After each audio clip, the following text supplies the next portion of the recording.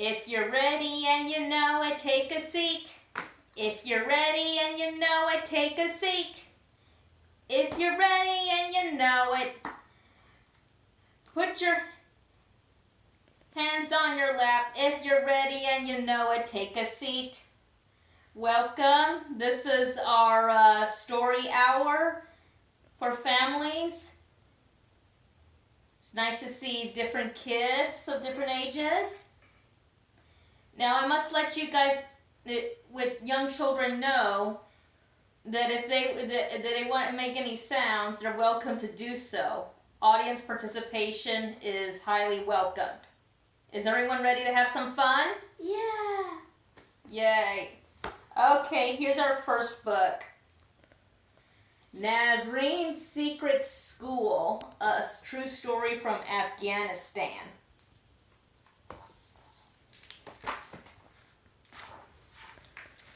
Nazreen's Secret School, a true story from Afghanistan by Jeanette Winter.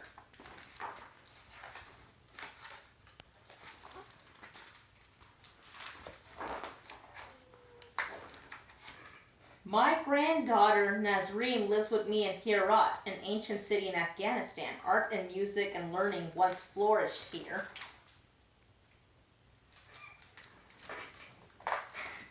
Then the soldiers came and changed everything. The art and music and learning are gone. Dark clouds hang over the sky. Poor Nazreen sat at home all day because girls are forbidden to attend school. The Taliban soldiers don't want girls to learn about the world the way Nazreen's mama and I learned when we were girls.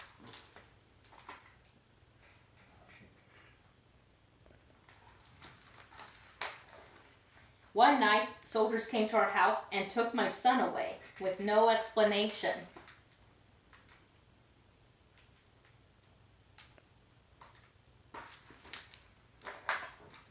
We waited many days and nights for his return. Finally, Nazreen's frantic mama went searching for him, even though going out alone in the streets was forbidden for women and girls.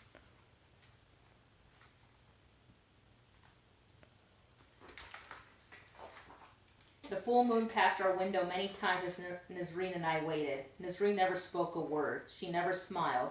She just sat, waiting for her mom and papa to return. I knew I had to do something.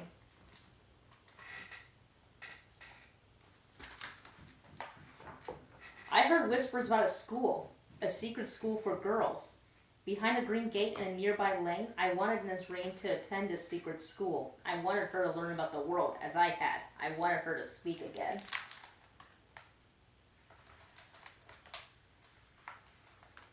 So one day, Nazreen and I hurried down the lanes until we came to the screen gate. Luckily, no soldiers saw us.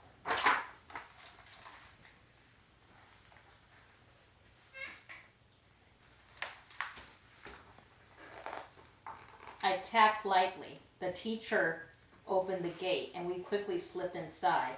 We crossed the courtyard to the school, one room in a private house filled with girls.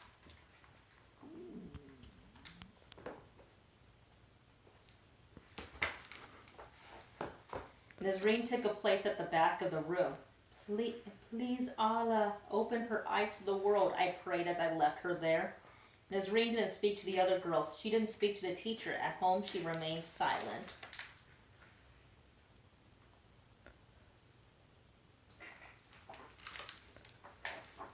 I was fearful that the soldiers would discover the school, but the girls were clever. They slipped in and out of school at different times, so as not to arouse suspicion. And when boys saw soldiers near the screen gate, they distracted them.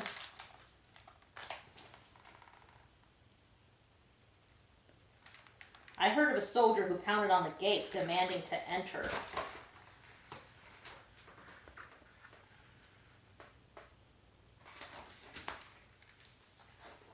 But all he found was a room filled with girls reading the Koran, which was allowed. The girls had hidden their schoolwork, outwitting the soldier. One of the girls, Mina, sat next to Nazreen every day, but they never spoke to each other. While the girls were learning, Nazreen stayed inside herself. My worry was deep.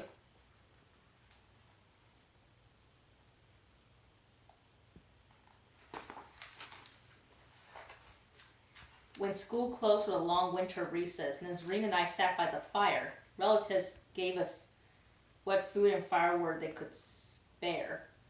We missed her mom and my son more than ever. Would we ever know what had happened?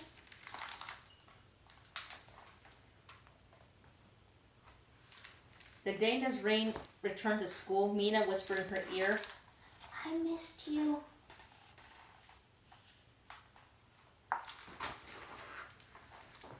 And Nazreen answered back, "I missed you too."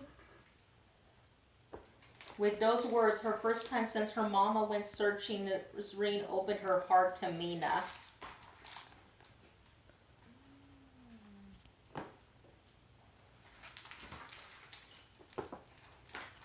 And she smiled for the first time since her papa was taken away. At last, little by little, day by day, Nazreen learned to read, to write, to add and subtract.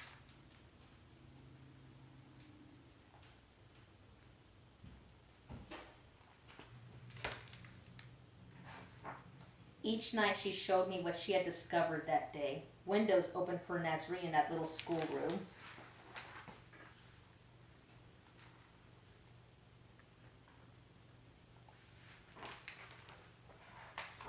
She learned about the artists and writers and scholars and mystics who long ago made Herat beautiful.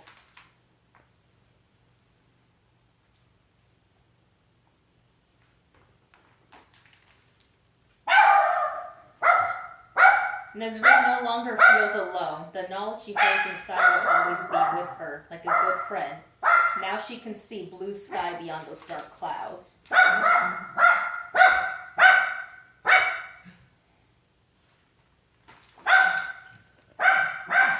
As for me, my mind is at ease. I still wait for my son and his wife, but the soldiers can never close the windows that have opened for my daughter. Inshallah. Which is God willing in her language. Alright, here's time for some finger play. We're gonna do This Little Piggy. This little piggy went to the market. This little piggy stayed home. This little piggy had roast beef. This little piggy had none. This little piggy cried, wee, wee, wee, wee, all the way home. Okay, who's ready for another book? Me! Yay! Martina and Chrissy, the greatest rivalry in the history of sports.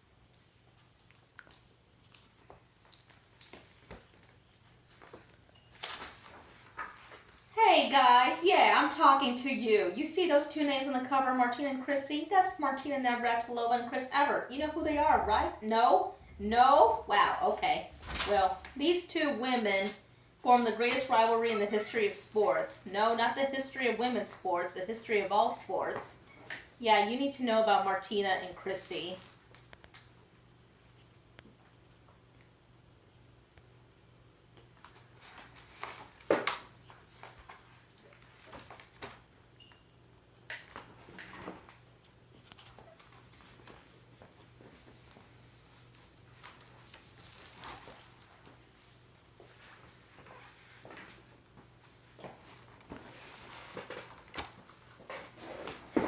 First, let me tell you about Chrissy. She started taking lessons when she was 5.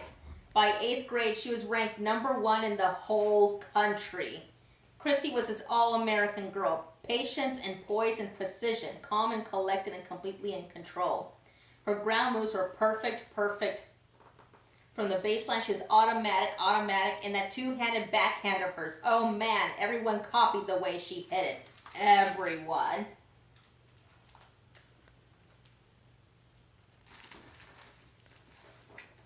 In 1971, she played in her first ever Grand Slam tournament, the U.S. Open. Little Chrissy Evert against Marianne Eisel, the 4th-ranked woman in the country, on center court at Forest Hill. She lost the first set, fell behind in the second, and the TV announcers wrote her off. But then, the high school girl from Florida fought off 6 match points. 6! She won the match. Nah, she didn't win the tournament. She won something better. The hearts of fans.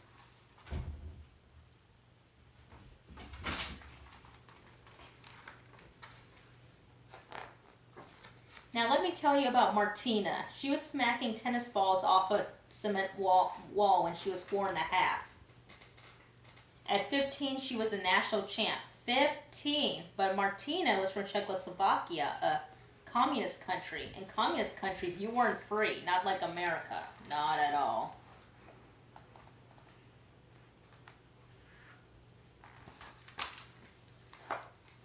Martina, she was all emotion all the time, slapping her thighs and yelling at herself and bursting into tears. Sometimes she'd even cry on the court. Martina had this lefty serve that was wicked, and she loved to rush the net. Serve and volley, serve and volley, serve and volley. Guys, Martina owned the net.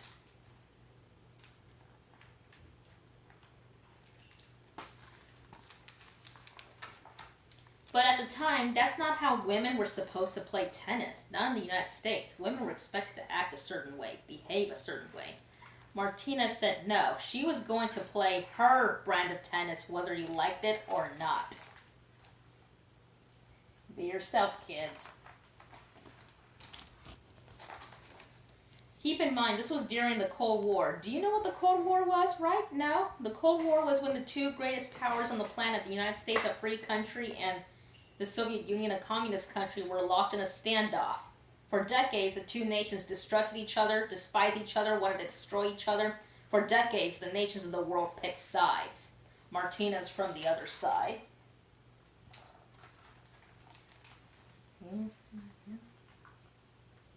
Yep, she's from there.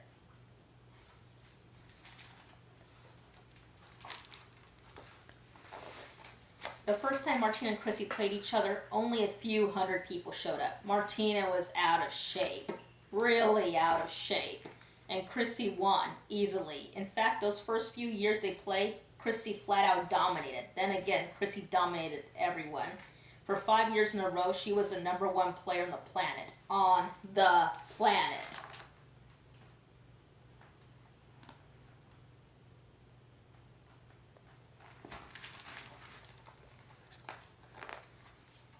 Most rivals don't like each other. Some rivals hate each other. And because of the Cold War, Martina and Chrissy were supposed to distrust and despise and want to destroy each other too. But Martina and Chrissy, they were friends. Good friends. Before matches, they hung out, watched television, ate meals, and even practiced together. Martina and Chrissy, they weren't the type of women who did what they were supposed to do.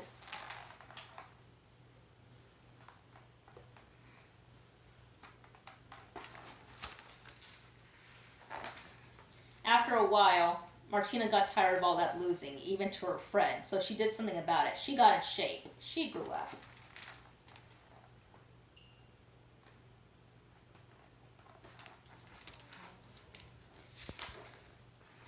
Then came the Wimbledon, where Martina and Chrissy played in the finals. At first, Chrissy was rolling like always. On this one point, Martina was at the net for an easy overhead smash. But then a gust of wind blew and Martina whipped. Oopsie.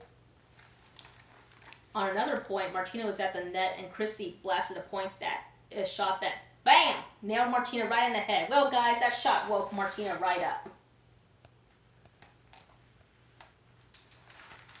Ouch. She fought off 3 break points. 3. Won the game, won the set, won the match. Martina, Wimbledon champion, her first Grand Slam title.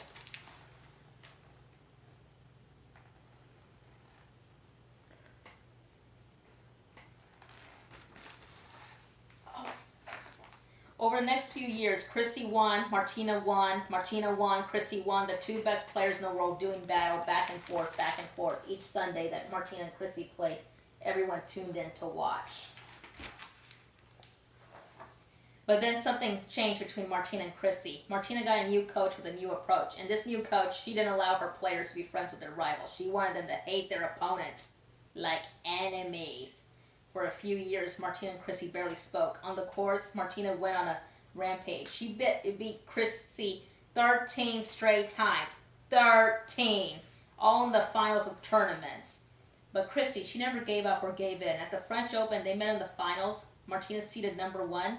Chrissy #2, neither having dropped a single set in the entire tournament. First set, Chrissy. Second set, Martina. Third set, oh man, Chrissy was 1 game from the match. 1 game from the title. But Martina rallied, took 12 of the next 13 points. But then Chrissy rallied back on match point. Boom! She smoked a monster backhand down the line. Game, set, match. Chrissy was queen again. But this time around, she shared her crown with Martina, her rival, her friend. You see, for all those years, Martina never gave up or gave in either. And finally, she earned something more valuable than any championship. She won the hearts of fans. So who was better? Martina or Chrissy? Martina and Chrissy played 80 times. Martina won 43. 60 of those matches took place in tournament finals. Martina won 36. 14 of those tournaments were Grand Slams. Martina won 10.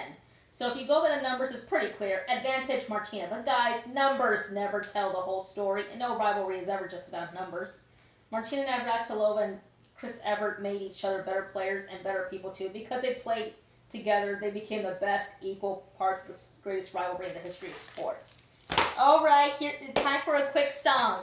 Twinkle, twinkle, little star, how I wonder where you are, up above the world so high, like a diamond in the sky. Twinkle, twinkle, little star, how I wonder where you are. And it's time for our goodbye song because we have to do a rap. Ready, y'all?